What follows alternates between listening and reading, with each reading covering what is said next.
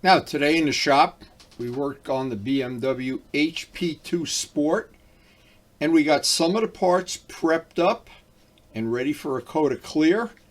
It turned out to be a day that it rained all day, so we spent most of the day prepping up the part that goes on the back section underneath the seat. It's carbon fiber. It's a very expensive piece, and it's a spare piece. And we worked on the front fender that had some damage. It's been repaired, and we repaired it again, and it came out great.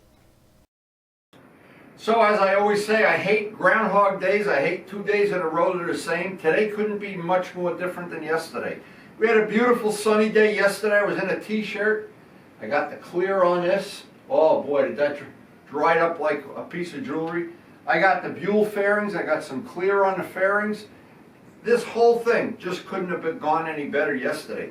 Everything's out here drying, but again, now this is my whole point. A lot of times in the past, I would, 24 hours later, I'd go downstairs and start wet sanding and trying to buff or see if it needed more clear or whatever. I learned a good lesson many years ago. Let it sit for a day or two. Even longer in cold weather. Remember, paint dries quicker in warm weather than it does in cool weather. It's about in the 40s right now, mid 40s, maybe going to 50. But the one thing I don't want to do is rush it. There is no reason to rush it because nobody's going to be riding a bike in this bike anyway. And there already is the parts on the bike. All this is going to be like an evil twin to switch anyway. So rather than even think about rushing, I wanted to really, really take my time on this, especially on a BMW that to me is a piece of artwork. That is a beautiful, beautiful motorcycle. And I think Vlad's is going to be probably one of the nicest ones in the country or the world. Maybe the nicest one. I don't know. In the future, I guess we'll find out. Well, and as I'm looking at them, they really dried up nice. Every one of these parts, and we really have to get on this one. The big thing is that's starting to flatten out. It's definitely going to need a lot of work to get that bone flat. But when this is done, both the Buell and the BMW, I think are going to be just two beautiful projects. But the weather today is crappy, rainy, and there's no chance it's going to get better. It's supposed to rain all day. Just a total rainy day, and it doesn't look like it's going to get any better. Oh, look at the birds up in the trees here. Yeah, I guess they get wet too. Another rainy day, but we'll use it to our advantage. So what we want to try to do is use this day efficiently. It's a rainy day. This part has been sitting up by the heating vent for several days. That's ready for the final 2000 grit paper and some buffing. Most of our other parts are pretty much ready to be finalized. A good coat of flitz, a good coat of wax. And we have this spare part. If I have time, I'll try to get this part sanded so the next time we shoot clear, we can get that spare part. And then what that's going to allow us to do is let the part out in the garage, well, the parts, basically the fairing, we want that fairing to dry a couple extra days so that when we buff it out, it'll look just like the parts that we've already done. And these parts really came out nice. They are really something special. And with most of all, is never get into the part of the job where you're prone to rush it. Just a little bit of soapy water. Now this is a used part, and this is the tail section of the bike that holds the license plate, I believe. Yeah, it's the license plate. And it's a spare part, but as long as we're going to have the time today, I'll get this sanded with some 400 paper, and we'll get, next time we do some clear, we'll be able to, just like we did yesterday, just put a couple coats of clear on this and make it like what I say, always a little bit better than brand new. Now, of course, the first thing, any part we work on, for any reason, I always like to have it clean. Now, because these parts are so expensive too, you really don't want to, I don't want to in any way devalue them. I want to make these better than, my goal is to make them better than when they were new, better than when they left the factory. I want to be very careful taking this sticker off. I may have to use a heat gun. I'm not sure. Yeah, it looks like it's coming off. But always start with the part clean as possible. That sets the deck or stacks the deck in your favor, that hopefully somewhere down the road you're not going to have a big giant fisheye or a delamination problem. always start with a part clean. The reason is, if you have silicone or wax, and I'm sure this part has both, or mold release agent, and you just go and sand it, you're sanding it right down into the material itself. Now that residue that stays on, and we've had this on many videos of how to get this off, any combination of acetone, lacquer thinners, I even had somebody suggest gasoline, but anything you can use to get that off without scratching it. The one thing you don't want to do is grab a razor, a screwdriver or something, and put a scratch in that part right now. And that's a focal point of the bike right there. So we'll just get out a can of acetone and get the rest of that off. And usually acetone will take it right off. Gooby Gone will take it off. But I don't want to sand and grind that right into the part. That's the one problem I don't want to have. Now I can see already, because these are used parts, I can see already there's a defect in the carbon right there that I don't know, there's no way I'm going to be able to fix that. That is a defect in the carbon. I'll show that up close. You don't want to delude yourself thinking you just put more clear on that and it'll go away. There's a big gouge here, the defect there, and who knows how these things even get there when you buy a used part off eBay.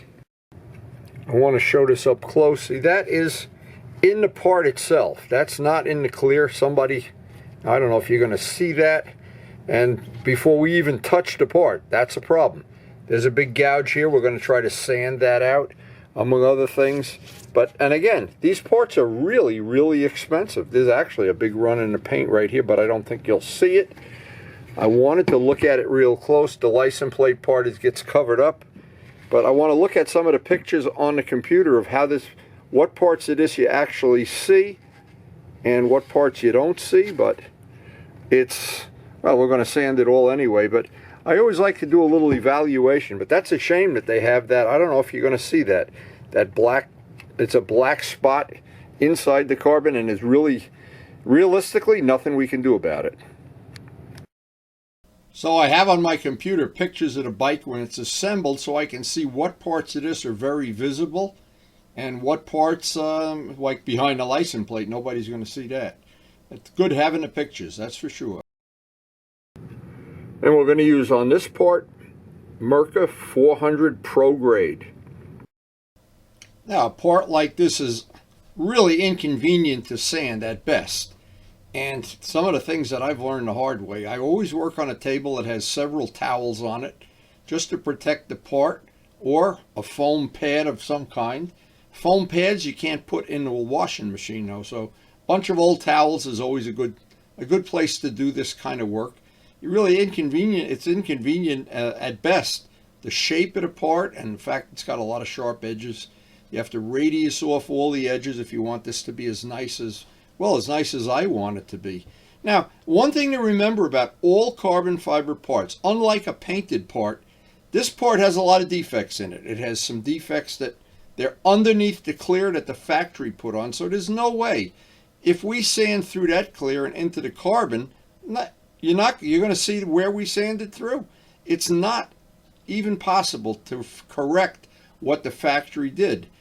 And they touched it up with just some kind of little black mark there. I don't know how they did it, but it didn't really work the way they thought it would. And the whole trick, it's always the trick of tricks with carbon fiber. You've got to do everything you possibly can, but you can never expect it's going to be 100% perfect. If you have a piece of aluminum and you sand it, a piece of steel, up to a point, even a piece of wood, you can sand it and correct it and sand it and correct it. Carbon fiber, once you sand into the weave, it's a defect. And then you got to bury the defect. Now, if the factory puts a defect, and a lot of these parts have where the two pieces of carbon come together, they didn't make a real nice joint. It's sad that they didn't do that, but if you were to look at a part that came from Boeing or an aircraft propeller or some of the parts that I made for model airplanes, they have to be perfect. There's no way you could get away with these defects. But on a part like this, I'm just guessing, most of the people don't even know that that's a defect. But anyway, we try to correct it up to a point. But there's a point, and here's the point right here. There's a point where You can sand, you can polish, you can do everything you want. But as soon as you hit that carbon fiber, see those two black spots? That's in the carbon fiber. Now, it might be stuff they had in a mold when they molded it. And since this is a spare part, I'm not going to lose any sleep over it. But the front fender really is it's critical. There's a couple little defects in the carbon, and I buried them, and I fooled with them, and I repainted the white. I did 2 repairs on this fender already. But there comes a point at which you just have to say, that's about as good as it's going to get. Because what happens if you make the paint any thicker or real thick? The paint ultimately cracks, and then it's a problem. Now, the fender I'm going to sand out, and again, I'm putting all this in fast forward, or else this is in 10 times fast forward. The problem is if I didn't do this, the video is going to be 2 hours long, and that doesn't serve any purpose. Anyway, the point that I'm trying to make is this is the kind of thing you've just got to go back and forth, wipe it down, look at every little corner, every angle, every radius. Now, in the case of this part, extremely difficult because the white has been repaired twice. And I don't want to take any chance at all that when I do this, I'm going to sand through and have to repaint the white. That'll be just, the paint will be starting to get too thick then. And when you get paint that's very thick, or you paint over paint over paint over paint over paint, at some point, anybody that's ever been to a car show knows what that looks like. You see a beautiful car and a big crack in the paint, spider webbing. And that's from the paint getting too thick.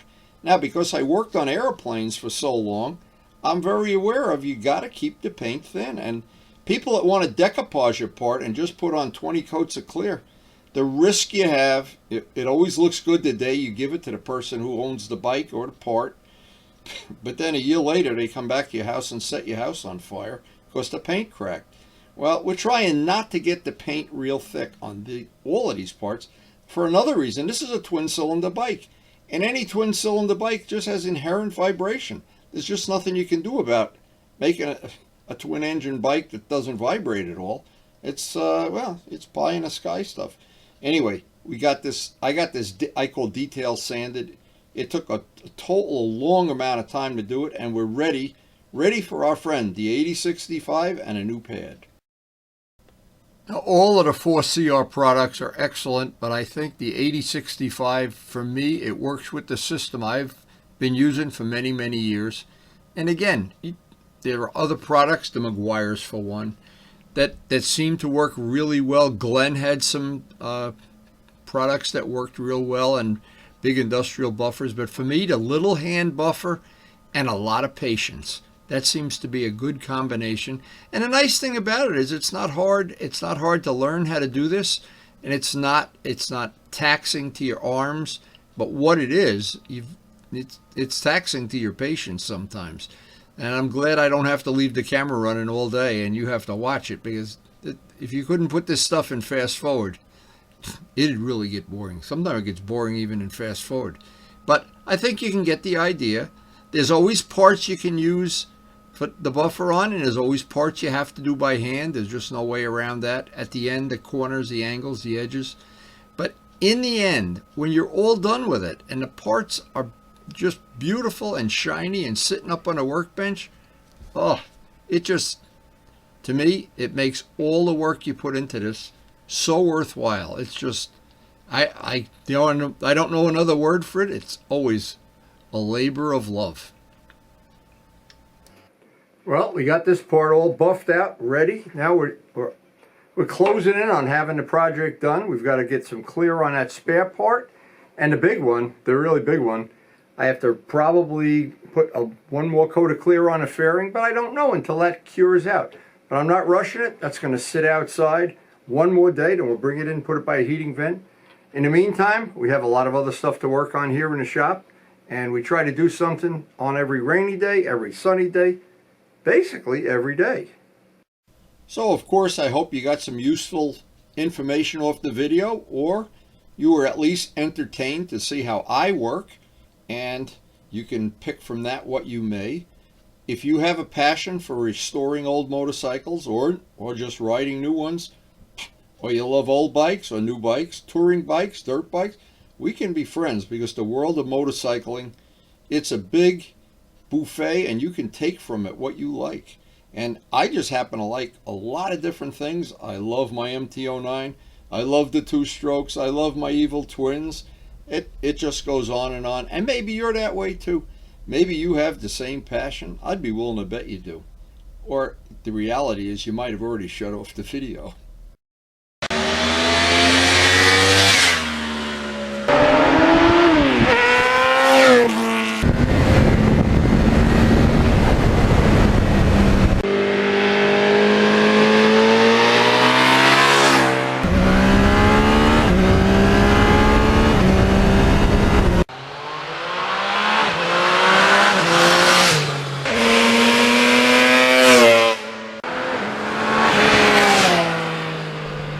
And thanks so much for watching.